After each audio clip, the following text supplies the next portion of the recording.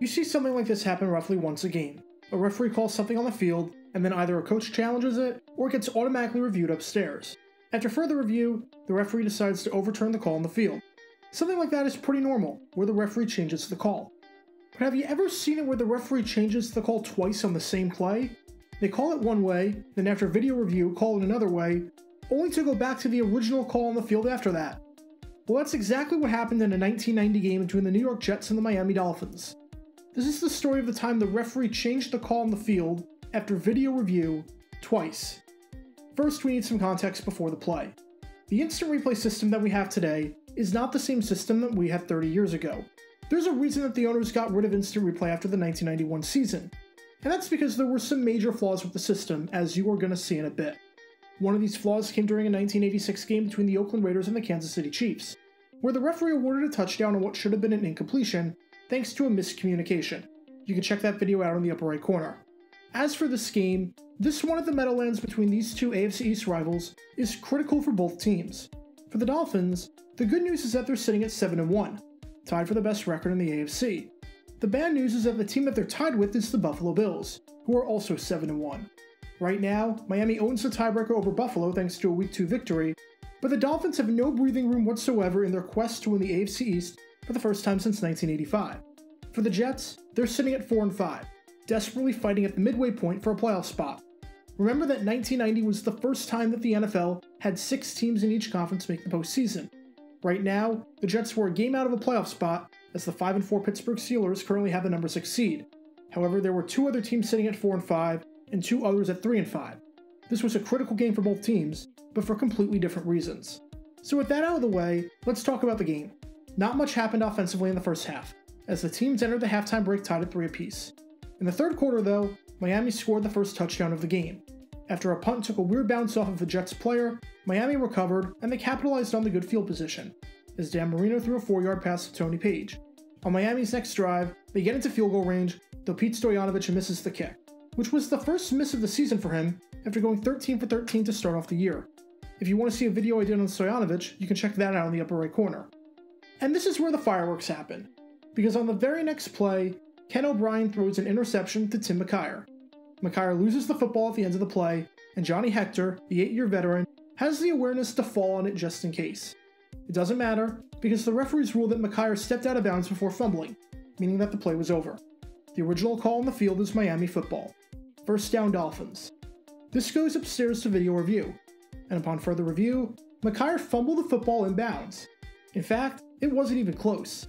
He lost control of the ball a solid step or 2 before he went out of bounds. And because the Jets immediately recovered the ball, this should be Jets football. Easy review, right? The refs seem to think so, because after further review, it was ruled a fumble, and the Jets have the ball. You can hear the crowd cheer, and you can see the Jets offense come onto the field. First down Jets.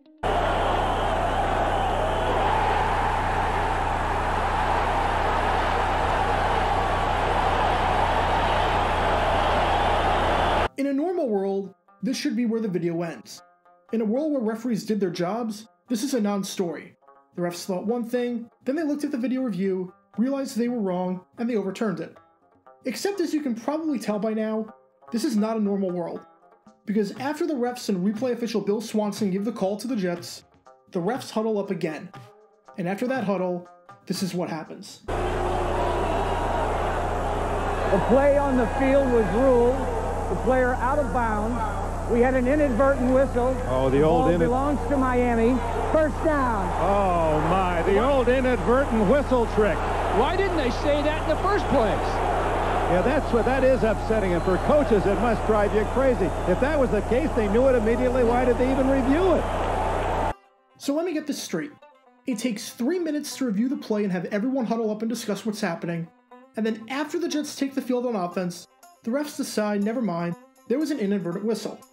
First off, if that was the case, then there never needed to be any review to begin with. This was just a complete unnecessary waste of time. Second, let's listen to the play in real time. This is what the NBC broadcast sounded like on the play. See if you can hear any whistle. Third period. Ryan, incomplete, intercepted. Picked off by McKyer. The former 49er drops the ball. Was he out of bounds? Apparently was. deflection. Now, I don't know about you, but I don't hear a single whistle before or during the fumble, nor do I see any referee have a whistle in their mouth. The refs just made up sounds in their head to negate the play. And in case you think it's an audio issue with either the footage itself or with the NBC production team not being able to pick anything up on the field that day, take this play from the second quarter when the Jets were in a 2-minute drill. You can hear the whistle clear as day. Ryan, pass to the tight end Boyer. He's to the 35-yard line. Go out of bounds, Boyer. Now, why he didn't run out of bounds there, I'm not sure, but that's besides the point. The point is that you can clearly hear a whistle there, so it wasn't an NBC problem or an on-field mic problem that you couldn't hear the whistle in the play in controversy. Sure enough, the Dolphins scored a touchdown on the drive that followed and led 17-3 at the start of the fourth quarter. By that point, it was too late. The Jets wound up losing the game by that score, and they went into a deep slump, losing their next 4 games afterwards to wind up at 4-10, well short of playoff contention. After the game, Jets head coach Bruce Kozlowitz was rightfully annoyed. When asked about the play, he said no comment, probably because he didn't want to get fined. Offensive tackle Brett Miller, on the other hand, wasn't as quiet, saying, "I was sure we had the ball. I never heard the whistle." Now, there were plenty of other reasons why the Jets lost this game. Some awful play calling, including throwing the ball on 3rd and 1 and 4th and 1.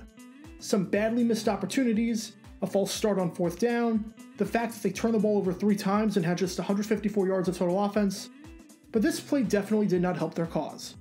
And let this be a lesson to everyone who says that the officiating today is the worst it's ever been, and back in the early 90s it was so much better. I can assure you, it was not.